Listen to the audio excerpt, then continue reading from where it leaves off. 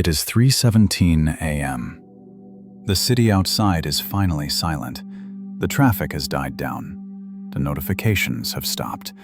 The world is asleep. Your body is exhausted, sinking into the mattress, begging for rest. But you are not asleep. Your eyes are open, staring at the ceiling, or perhaps they are glued to the cold blue light of a screen, scrolling through a feed that you stopped actually seeing an hour ago.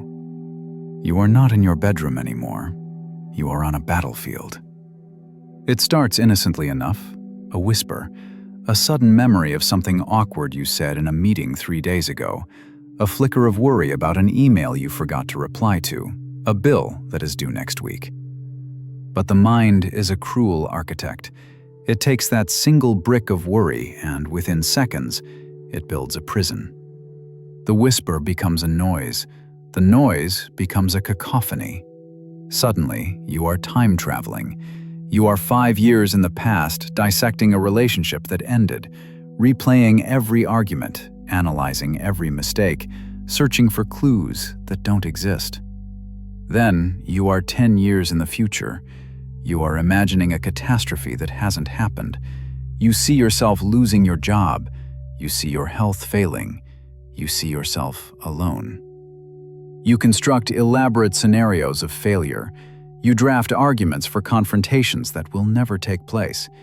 You decode the hidden meanings in a friend's text message, convinced that their silence is a judgment. Your heart rate rises. Your chest tightens. You turn over the pillow, seeking the cold side, but there is no relief, because the heat isn't coming from the room. It's coming from the engine in your head that refuses to shut down.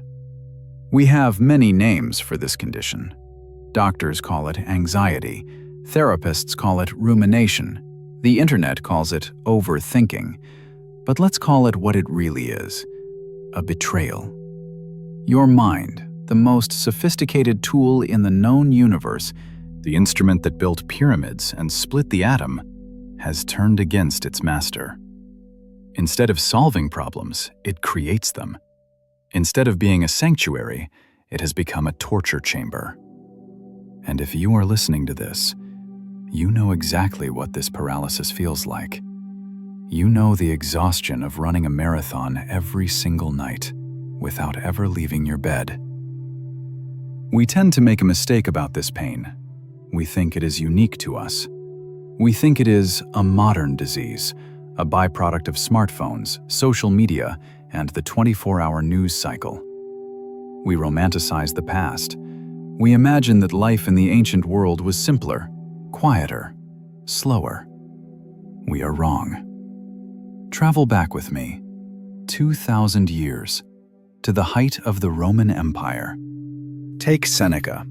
History remembers him as a wise philosopher, but in his time, he was the richest man in Rome and the advisor to Emperor Nero, a man who was famously unstable and violent.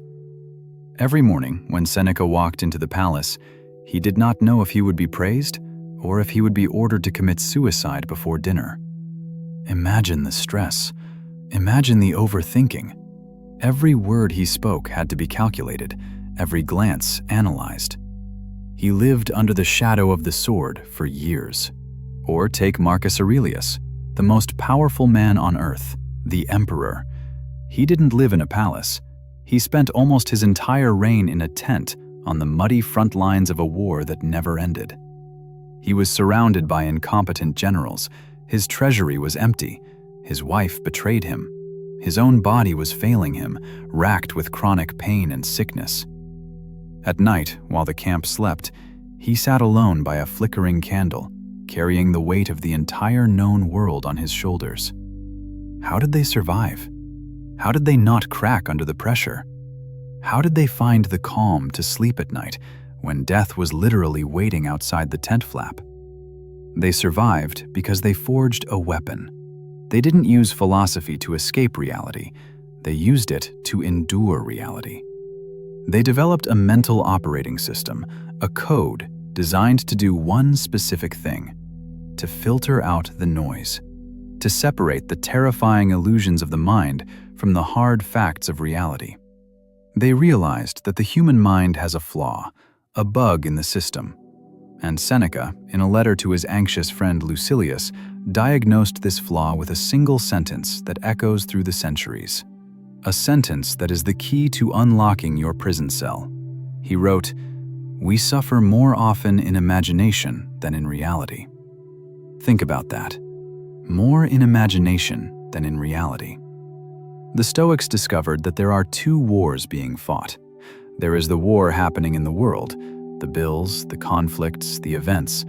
And then there is the war happening in your head, the interpretation, the fear, the story you tell yourself about the events. The first war is inevitable, but the second war, the one that keeps you awake at 3 a.m., that war is optional. And today, we are going to learn how to end it. We are going to learn the 3 pills of Stoic medicine. These are not comforting lies. They are bitter. They are hard to swallow.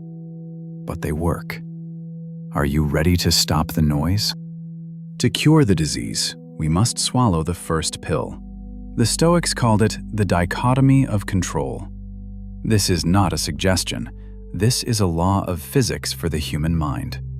Epictetus, arguably the greatest Stoic teacher, did not learn this in a classroom. He learned it in chains. He was born a slave. He lived with a permanent limp because his master had violently broken his leg. If anyone understood what it meant to be powerless, to have zero control over his body or his circumstances, it was him. And yet, he opened his famous handbook, the Enchiridion, with this single, ruthless statement. Some things are up to us, and some things are not up to us. It sounds stupidly simple, doesn't it? Almost insulting. But look at your life. Look at the contents of your 3 a.m. panic. 90% of your anxiety comes from trying to control the uncontrollable. Let's look at the list of things that are not up to you. The Stoics called them indifference. The economy? Not up to you. The weather? Not up to you. Whether you get laid off in the next recession? Ultimately, not up to you. And the big one, the one that keeps most of us sick with worry. Other people. What they think of you. Whether they like you. Whether they respect you. Whether they reply to your text message instantly or leave you on read. Not up to you. Overthinking is the agonizing process of trying to grip these externals. It is trying to catch smoke with your bare hands. When you attach your happiness, your sense of safety, to things outside your jurisdiction, you are signing a voluntary contract with misery. You are handing the keys to your emotional stability to a chaotic world that does not care about you. You become a slave, not in chains, but in mind. So, what is left? If we control so little, are we helpless? No. Epictetus says we are powerful beyond measure, but only within our own territory. What is up to you? Your judgment, your character, your perspective, and most importantly, the story you tell yourself. You don't control the rude comment someone made at dinner, but you control whether you let that comment ruin your night. You don't control the fact that it is raining on your wedding day, but you control whether you stand there miserable or whether you dance in the rain. Here is the practice. The next time the spiral of overthinking begins, imagine a gatekeeper standing at the door of your mind. Do not let the thought pass without checking its ID. Stop it, look it in the eye, and ask it one question. Does this concern something within my control? If the answer is no, you must practice the supreme Stoic discipline. You must let it go.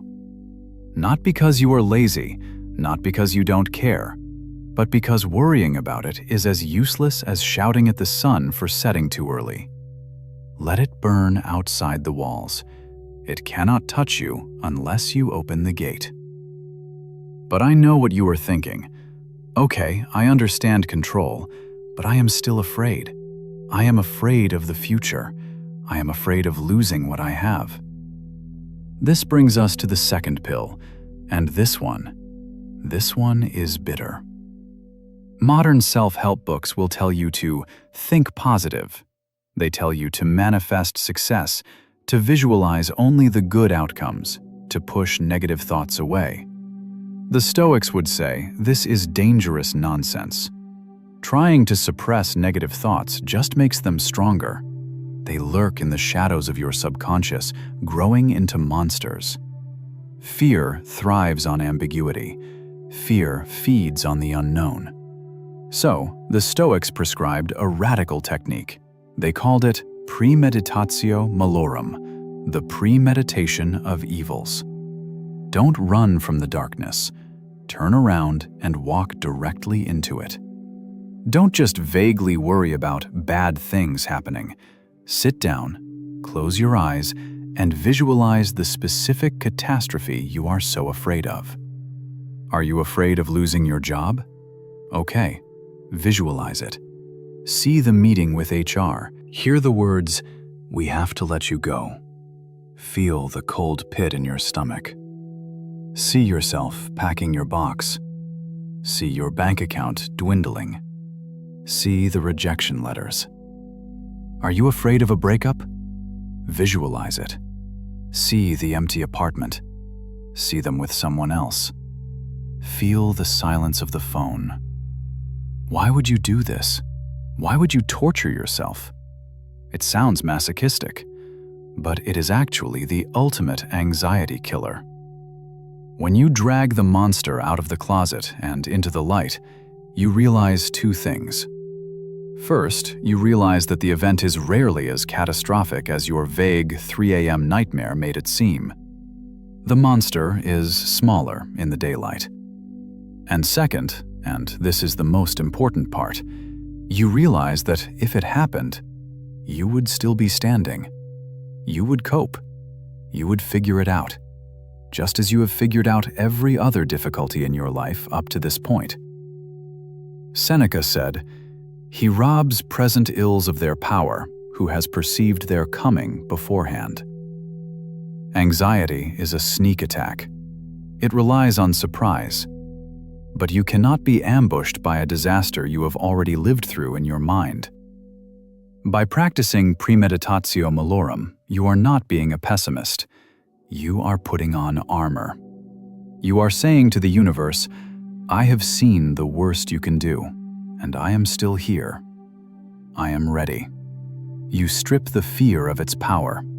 You look at the worst-case scenario and you say, "Is that it? Is that all you've got? I can handle that." But there is one final step. We have defined our control.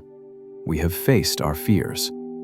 Now, we must learn how to not just survive the chaos, but to use it. We have learned what we control. We have stared into the face of our worst fears. Now, we must learn the final, most advanced Stoic move. This is where we stop playing defense and start playing offense. Most people, when they face a problem, ask, "Why is this happening to me?" They argue with reality. They resent the obstacle. They wish things were different. The Stoic does not just accept what happens. The Stoic loves what happens. This is the concept of Amor Fati, a love of fate. Marcus Aurelius gave us the ultimate metaphor for this. He said, "Be like the fire." When a fire is small and weak, a gust of wind can extinguish it. A pile of wet wood can smother it. But when the fire is roaring, when it is blazing, what happens when you throw an obstacle into it? It consumes it. It devours it. It uses the obstacle as fuel to burn even higher, even hotter, even brighter. This is the secret to ending overthinking. You stop seeing problems as threats and start seeing them as fuel. Did you lose your job? Good. Now you have the freedom to find a career that actually fulfills you. You have the pressure you needed to finally start that business. Did someone break your heart? Good. Now you have the opportunity to learn independence. You are free to find someone who actually values you. Did you fail? Good. You have just learned what doesn't work. You have just purchased a lesson in wisdom. Overthinking is a rejection of the present moment. It is a wish for reality to be other than it is. Amor Fati is the radical embrace of the present moment. It is looking at the chaos, the pain, and the uncertainty and saying, "This is what I have to work with, and it is enough." Don't seek for things to happen the way you want them to. Wish for them to happen the way they happen, and your life will flow well. So, here we are. We have the tools, but tools are useless if they stay in the shed. Overthinking is a habit. It is a deep groove worn into your brain by years of repetition. You will not cure it by watching this video once. You cure it by building. Marcus Aurelius called it the inner citadel, your mental fortress. Imagine your mind is a castle. For years, you have left the drawbridge down. You have let every stray thought, every external opinion, every terrifying news headline march right into your throne room and sit in your chair. You have let the world conquer you, hour after hour. It is time to pull up the bridge. The world outside will always be chaotic. There will always be wars. There will be economic crashes. There will be people who misunderstand you. There will be days where everything goes wrong. You cannot stop the storm from coming, but you can decide not to be the rain. You have the power to retreat into yourself, to find that quiet center that cannot be touched by external events, that place where your judgment lives, where your character lives. That is your fortress, and it is impregnable. So tonight, when you lie in bed, and the whisper starts, and the noise begins, don't fight it. Just gently remind yourself, I control my mind. I do not control the world. I have seen the worst, and I am ready. I love this life exactly as it is. Sleep well. The war is over. You are safe inside the walls. This is core wisdom. If this video helped you find a moment of peace, subscribe to join us on the journey inward. Thank you for watching.